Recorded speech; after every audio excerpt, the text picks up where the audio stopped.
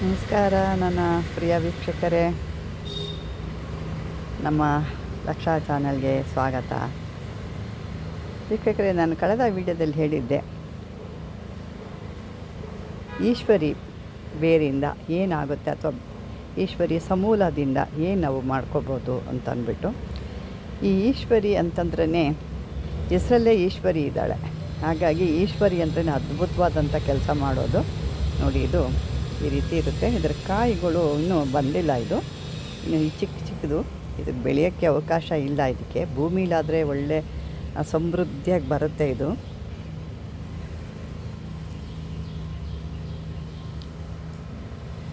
ಈ ರೀತಿ ನೋಡಿ, ಕಾಯಿ ನೋಡಿ ಈ ರೀತಿಯಾಗಿ ಬರುತ್ತೆ. ಇದು ಕಾಯಿ ಇದರದ್ದು.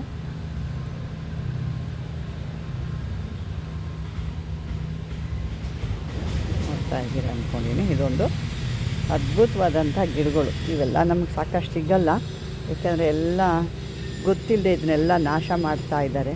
ಇದು ಯಾವುದಾದ್ರೂ ಒಂದು ದೊಡ್ಡ ಮರಗಳಿಗೆ ಗಿಡಗಳಿಗೆ ಹಬ್ಬಿಟ್ರೆ ಇದು ಎಷ್ಟು ದೊಡ್ಡದಾಗಿ ಬರುತ್ತೆ ಅಂದರೆ ಅಷ್ಟು ದೊಡ್ಡದಾಗೆ ಕೆಲಸ ಮಾಡುತ್ತೆ. ಇದೆಲ್ಲ ಒಂದು ಚಿಕ್ಕ ಗಿಡಕ್ಕೆ ಸಿಗಾಕ್ಕೊಂಡಿದೆ. ಇದು ಚೆನ್ನಾಗಿ ಹಬ್ಬಬೇಕು. ಹಬ್ಬದಾಗ ಏನಾಗುತ್ತೆ ನಿಮಗೆ ಒಳ್ಳೆ ಅಂದರೆ ಪಾಟ್ಗಳಲ್ಲಿ ಅಷ್ಟು ಸೊಂಪಾಗಿ ಬರೋಕ್ಕೆ ಸಾಧ್ಯ ಆಗಲ್ಲ. ಇದು ನಾವು ಏನೇ ಬಳಸ್ತೀವಿ, ಏನೇ ಗೊಬ್ಬರ ಹಾಕ್ತೀವಿ ಅಂದ್ರೂ ಭೂಮಿಲಿ ಒಂದು ಫಲವತ್ತೆ ಇದ್ದಷ್ಟು ನಾವೇನೇ ಹಾಕಿ ಬೆಳೆಸಿದ್ರು ಅಷ್ಟು ಬರೋದಿಲ್ಲ ಇದಕ್ಕೆ. ಮತ್ತು ಇನ್ನು ಇದಕ್ಕೆ ಜಾಸ್ತಿ ಬಿಸಿಲಾದ್ರೂ ಕಷ್ಟನೇ ಇದಕ್ಕೆ.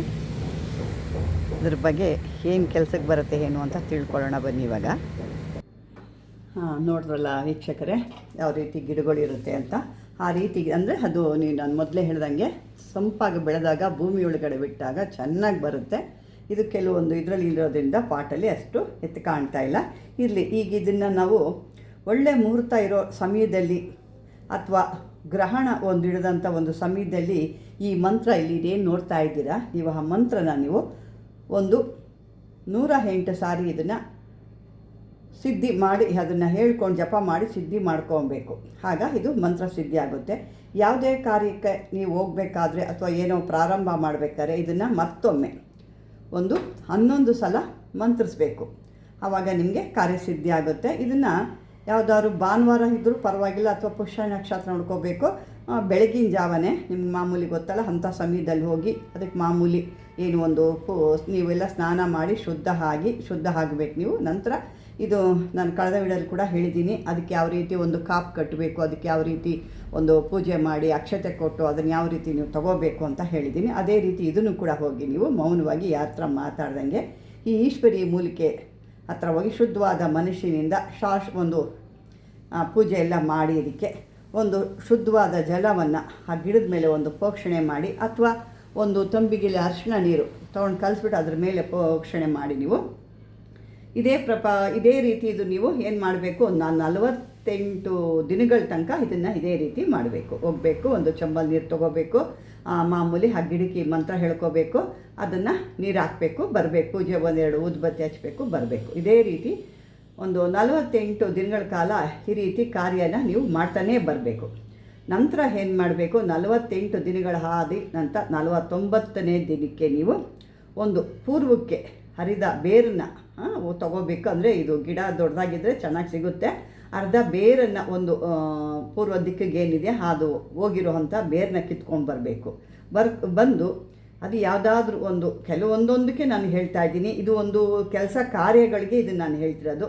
ಯಾವುದಾದ್ರೂ ಒಂದು ಒಳ್ಳೆ ಸಂಪ್ರದಾಯ ಮೈಲಿ ಹುಟ್ಟಿರೋವಂಥ ಸುಲಕ್ಷಣವಾದ ಒಂದು ಹುಡುಗಿ ಅಥವಾ ಹುಡುಗ ಯಾರಾದರೂ ಪರವಾಗಿಲ್ಲ, ಅವ್ರ ಕೈಲಿ ಇದನ್ನು ಚೆನ್ನಾಗಿ ಕುಟ್ಟಿ ಇದಕ್ಕೆ ಒಂದು ಚೂರ್ಣ ಥರ ತಯಾರು ಮಾಡ್ಕೋಬೇಕು. ನಂತರ ಈ ಚೂರ್ಣವನ್ನು ಈ ಕಪ್ಪು ಎಳ್ಳಿನಿಂದ ತಯಾರು ಮಾಡ್ತೀವಲ್ಲ, ಕರಿ ಎಳ್ಳು ಎಣ್ಣೆ ಅಂತ ಹೇಳ್ತೀವಿ, ಆ ಎಣ್ಣೆಯನ್ನು ತೊಗೊಂಡು ಚೆನ್ನಾಗಿ ಅದನ್ನು ಮಿಕ್ಸ್ ಮಾಡಬೇಕು. ಯಾವುದು ಈ ಬೇರನ್ನ ಕೈಯಲ್ಲಿ ಚೂರ್ಣ ಮಾಡ್ತಿರ್ತೀವಲ್ವ ಅದು, ಮತ್ತು ಎಳ್ಳೆಣ್ಣೆ ಇದನ್ನು ಚೆನ್ನಾಗಿ ಅದನ್ನು ಇದು ಮಾಡಿ, ಇದರಲ್ಲಿ ಕೆಲವೊಂದು ಇರ್ತವೆ, ಅದು ಈಗೆಲ್ಲ ಅದನ್ನು ಸಿಕ್ಕಲ್ಲ. ಜಿಂಕೆ ಚರ್ಮ ಅದನ್ನು ಮಾಡ್ಕೋಬೇಕು ಅಂತ ಆಗೆಲ್ಲ ಹೇಳ್ತಿರ್ತಾರೆ. ಸೊ ಒಂದು ಪಾದರಾಕ್ಷಗಳಿಗೆ ಹಾಕ್ಕೊಂಡು ಅದ್ರ ಮೇಲೆ ಮೆಟ್ಟಿ ನಿಂತರೆ ಈ ಮೇಲಿನ ಮಂತ್ರದಿಂದ 5 ಸಲ ಇದನ್ನು ನೆನೆಯೋದ್ರಿಂದ ಒಂದು ಅಂತರಾಕ್ಷದಲ್ಲಿ ನಾವು ಚಲಿಸ್ತೀವಿ ಅಂತ ಕೂಡ ಹೇಳ್ತಾರೆ. ಆದರೆ ಅದು ಎಲ್ಲ ಈಗಿನ ಕಾಲದಲ್ಲಿ ಸಾಧ್ಯ ಇದೆಯೋ ಏನೋ ಗೊತ್ತಿರೋ, ನಾವು ಯಾವುದೋ ಅದನ್ನು ಮಾಡಿಲ್ಲ. ಯಾರು ಪ್ರಯತ್ನ ಪಟ್ಟರೆ ಮಾಡ್ಬೋದು. ಹಾಗೆ ಇದನ್ನೇನು ಮಾಡಬೇಕು, ಬೇರನ್ನು ಚೆನ್ನಾಗಿ ತೆಗೆದುಬಿಟ್ಟು ಗೋರೋಜನದಲ್ಲಿ ತೆಗಿಬೇಕು. ಗೋರೋಜನ, ಶುದ್ಧವಾದ ಗೋರೋಜನ ತೊಗೋಬೇಕು. ಅದನ್ನೆಲ್ಲ ಚೆನ್ನಾಗಿ ತೆಗೆದುಬಿಟ್ಟು ಈ ಮಂತ್ರ ಹೇಳ್ಕೋಬೇಕು. ಆ ಮಂತ್ರ ಹೇಳ್ಕೊಂಡೇ ತೆಗಿಬೇಕು. ನೀವು ತೆಗೆದು ಹಣೆಗೆ ಒಂದು ತಿಲಕದ ರೂಪವಾಗಿ ಹಚ್ಚಿಕೊಳ್ಳೋದ್ರಿಂದ ನಿಮ್ಮ ಜನ ಸರ್ವ ಜನ ವಶೀಕರಣ ಆಗ್ತಾರೆ. ಅದ್ರ ಜೊತೆಗೆ ಬೇಕಾದ್ರೆ ನೀವು ಸಹದೇವಿ, ಇನ್ನೂ ನೋಡಿ ಇದರಲ್ಲೂ ಕೂಡ ಸಹದೇವಿ, ಅದರೊಳಗೆ ಈಶ್ವರಿ ಇದ್ದಾಳೆ, ಇಲ್ಲಿ ಸಹದೇವಿ ಇದ್ದಾಳೆ, ಮತ್ತು ಈ ಒಂದು ಗುಲ್ಗಂಜಿ ಬೇರು, ಈಶ್ವರಿ ಬೇರು, ಈ ಮೂರನ್ನು ಸರಿ ತಗೋಬೇಕು. ತಗೊಂಡು ಸರಿಯಾದ ರೀತಿಲಿ ಒಂದು ಅರಿಶಿಣದಿಂದ, ಒಂದು ಅರಿಶಿಣ ಪುಡಿ ಅಥವಾ ಅರಿಶಿಣದು ನಾವು ಸ್ವಂತವಾಗಿ ಬೆಳೆದಿದ್ರೆ ಚೆನ್ನಾಗಿರುತ್ತೆ. ಅದನ್ನು ಗಂಧ ತೆಗೆದು ಆ ಗಂಧದ ಅದನ್ನು ಮಿಕ್ಸ್ ಮಾಡಿ ಎಲ್ಲ ಕ್ಲೀನಾಗಿ ಎಲ್ಲನೂ ಮಿಕ್ಸ್ ಮಾಡ್ಕೋಬೇಕು. ಅದನ್ನು ಗಂಧ ರೀತಿ ಅಂಟಿಸ್ಕೊಂಡು ಅದಕ್ಕೆ ಒಂದು ಶುಭ್ರವಾದ ಬಟ್ಟೆ, ಶುದ್ಧವಾಗಿರುವಂಥ ಬಟ್ಟೆ ತೊಗೋಬೇಕು. ಅದನ್ನು ಕಟ್ಟಿಟ್ಕೋಬೇಕು. ಯಾರೇ ಆಗಲಿ ನಿಮ್ಮ ಬರ್ತಾ ಇದ್ದಾರೆ, ನಿಮ್ಮನ್ನು ನೋಡ್ಲಿಕ್ಕೆ ಬರ್ತಾ ಇದ್ದಾರೆ, ಅಥವಾ ನೀವು ಯಾರನ್ನೋ ನೋಡೋಕ್ಕೆ ಹೋಗ್ತಾ ಇದ್ದೀರಾ ಅನ್ನೋದಿದ್ದರೆ, ಅಥವಾ ಅವರು ಏನೋ ನಿಮಗೆ ಮೋಸ ಮಾಡ್ತಾರೆ, ನಿಮಗೇನೋ ತೊಂದರೆ ಮಾಡೋಕ್ಕೆ ಬರ್ತಾ ಇದ್ದಾರೆ ಅಂದಾಗ ಈ ಒಂದು ಹಣೆಯಲ್ಲಿ ಏನು ಹೇಳಿದ್ನಲ್ಲ, ಇದನ್ನು ಹಣೆಯಲ್ಲಿ ಇಟ್ಕೊಂಡಾಗ ನಿಮಗೆ ಯಾವ ಥರ ದುಷ್ಟಶಕ್ತಿಗಳೇ ಬಂದರೂ ನಿಮಗೆ ಯಾವುದೇ ರೀತಿ ತೊಂದರೆ ಆಗಲ್ಲ. ಇನ್ನೂ ಇದ್ರ ಜೊತೆಗೆ ಇನ್ನೂ ಸ್ವಲ್ಪ ಹಾಕ್ಕೊಳ್ತೀವಿ ಅಂದರೆ ಪಾರಜ, ಈಶ್ವರಿ ಬೇರು ತೆಗೆದುಬಿಟ್ಟು ಗಂಧ ಮಾಡಿ ತಿಲಕ ಮಾಡಿಕೊಂಡ್ರು ಕೂಡ ಕೆಲವೊಬ್ಬರು ಹಾಗೆಲ್ಲ ಕುಸ್ತಿಪಟುಗಳು ಅಂತ ಹೇಳ್ತೀವಿ, ಕುಸ್ತಿ ಮಾಡ್ತಾರೆ ನೋಡಿ, ಕುಸ್ತಿಗಳು ಮಾಡೋದು, ಜಟ್ಟಿಗಳು ಅಂತೆಲ್ಲ ಹೇಳ್ತೀವಿ. ಆ ಕುಸ್ತಿಗಳು ಅಥವಾ ಕಾಳಗಗಳು, ಈ ಕೆಲವೊಂದು ಪಂದ್ಯಗಳಿರುತ್ತೆ. ಆ ಪಂದ್ಯಗಳನ್ನ ಮಾಡಿದ್ರು ಕೂಡ ಇದನ್ನು ಹಾಕ್ಕೊಂಡು ಹಣೆಗೆ ಹಾಕ್ಕೊಂಡು ಆವಾಗ ಅವ್ರಿಗೂ ಕೂಡ ಅದರಲ್ಲಿ ಒಂದು ಜಯ ಅನ್ನೋ ಸಿಗುತ್ತೆ. ಇನ್ನು ಕೆಲವ್ರದ್ದು ಏನಪ್ಪ ಅಂತಂದರೆ, ಕೆಲವರು ಹೆಣ್ಣುಮಕ್ಕಳು ಅವರ ಹೆಂಡತಿ ಆಗ್ಬೋದು, ಅಥವಾ ಅವರ ಕೆಲವೊಂದು ವಿಶೇಷವಾದಂಥ ಸ್ತ್ರೀಯರನ್ನ ಅವ್ರು ಹೋಲಿಸ್ಕೋಬೇಕಾದ್ರೆ ಕೆಟ್ಟದಾಗಲ್ಲ, ಒಳ್ಳೆ ರೀತಿಲಿ ಕೆಲವು ಸಾಕಷ್ಟು ಹೇಳ್ತಾ ಇರ್ತೀರ.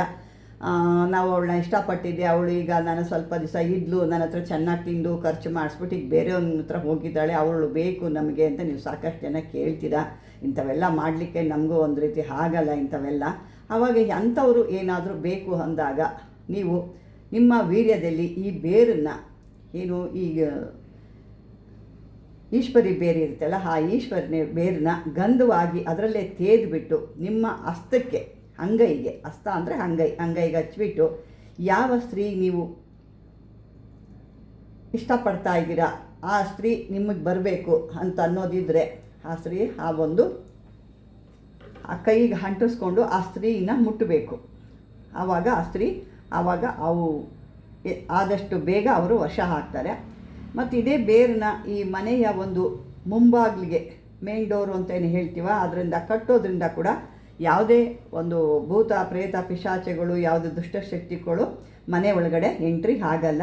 ಅದೇ ರೀತಿ ಈ ಒಂದು ವ್ಯಾಪಾರಗಳಲ್ಲಿ ತೊಂದರೆ ಇದೆ, ವ್ಯಾಪಾರ ಆಗ್ತಾ ಇಲ್ಲ, ನಮಗೆ ಕಷ್ಟ ಇದೆ, ಬೇರೆ ಕಡೆ ಚೆನ್ನಾಗಿ ಜನ ಇದ್ದಾರೆ, ನಮ್ಮ ಒಂದು ಅಂಗಡಿಗಳಲ್ಲಿ ವ್ಯಾಪಾರ ಮುಗ್ಗಟ್ಟೆಲ್ಲ ನಿಂತೋಗಿದೆ ಅಂದರೂ ಕೂಡ ಈ ಒಂದು ತಂದು ಒಳ್ಳೆ ಶುದ್ಧವಾದ ಒಂದು ರೀತಿ ಮಾಡಿ ಅದನ್ನು ಒಂದು ಕಟ್ಟು ಥರ ಕಟ್ಟಿಬಿಟ್ಟು ಅದ್ರ ಜೊತೆಗೆ ಇನ್ನೂ ಕೆಲವೊಂದು ಮೂಲಿಕೆಗಳು ಬರ್ತವೆ, ಅವನ್ನೆಲ್ಲ ಹಾಕಿ ಆ ಒಂದು ವ್ಯಾಪಾರದ ಜಾಗದಲ್ಲಿ ಕಟ್ಟೋದ್ರಿಂದ ಕೂಡ ಈ ಒಂದು ವ್ಯಾಪಾರ ಭಾಳ ಅಭಿವೃದ್ಧಿ ಆಗುತ್ತೆ, ಅದ್ಭುತವಾದಂಥ ವ್ಯಾಪಾರ ಆಗುತ್ತೆ ವೀಕ್ಷಕರೇ.